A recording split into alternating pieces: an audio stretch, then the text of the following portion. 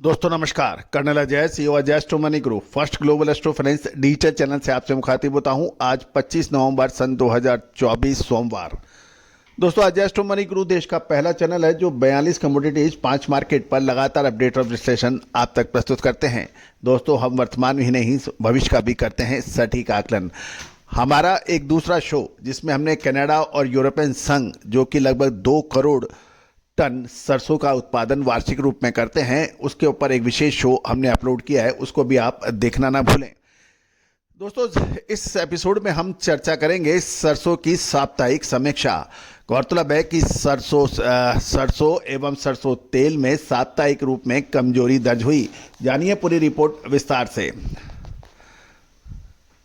दोस्तों, यदि आप खाद्य तेलों के विक्रेता हैं या फिर स्टॉकिस्ट, मिलर्स या फिर रीपैकेजिंग करते हैं या सरसों सीड में आप व्यापार व्यवसाय करते हैं, तो हमारी अग्रिम विशेष रिसर्च रिपोर्ट आपके लिए फ़ायदेमंद साबित हो सकती है, जिसके लिए सहयोग राशि अदा करने पर उपलब्ध हो सकती है। साथ साथ हमारा साप्ताहिक अखबार जो कि मात्र 3,000 रुपये वार्षिक शुल्क पे उपलब्ध है, आप उससे संपर्क कर सकते हैं, जिसमें राष्ट्रीय व अंतर्राष्ट्रीय खबरें प्रमुख रूप से छपती हैं।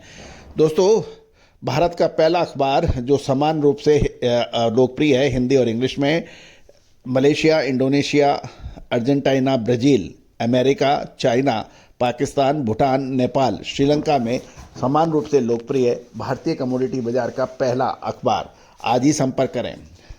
जानिए सरसों की साप्ताहिक समीक्षा। दोस्तों, पिछले सप्ताह की शुरुआत में सोमवार को जो जयपुर जो बेंचमार्क जो है सरसों के भाव 6,700 रुपये पे खुले थे और शनिवार तक ये 6,600 रुपये पर बंद हुए, तो लगभग 400 रुपये की गिरावट इसमें 100 रुपये प्रति क्विंटल की गिरावट दर्ज हुई। इसका प्रभाव इसलिए पड़ा क्योंकि अंतर्राष्ट्रीय बाजारों में खाद्य तेलों में गिरावट दर्ज हुई। दूसरी ओर सरकार की ओर से सरसों की बिकवाली भी दर्ज हुई। इसके कारण सरसों में 100 रुपये की गिरावट दर्ज हो गई।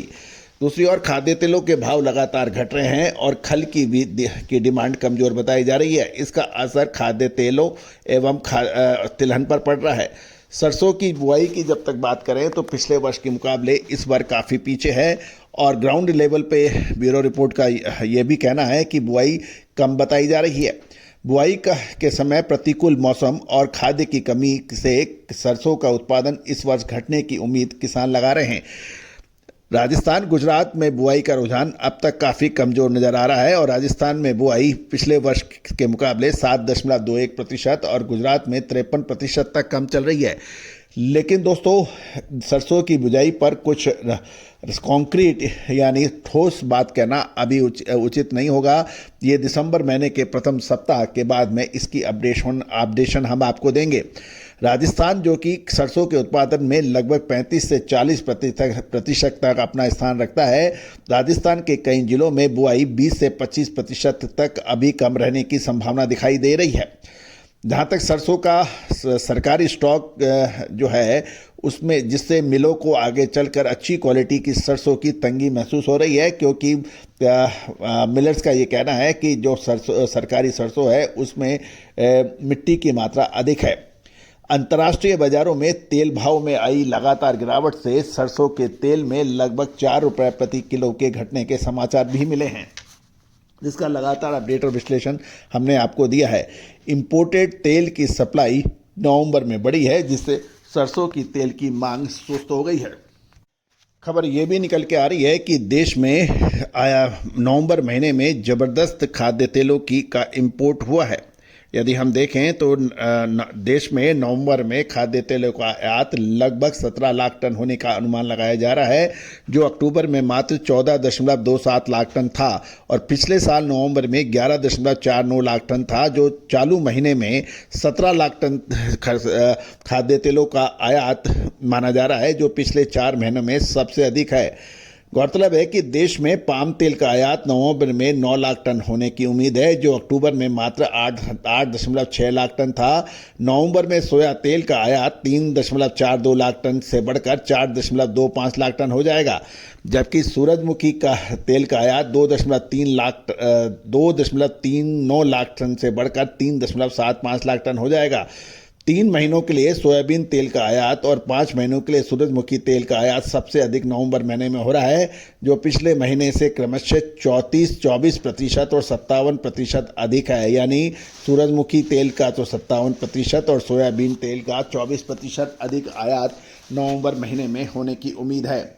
इसका असर भारतीय खाद्य तेलों के पर भी पड़ेगा, क्योंकि इंपोर्टेड तेल की ज़बरदस्त इंपोर्ट भारतीय तेलों के भाव पर असर डालती है।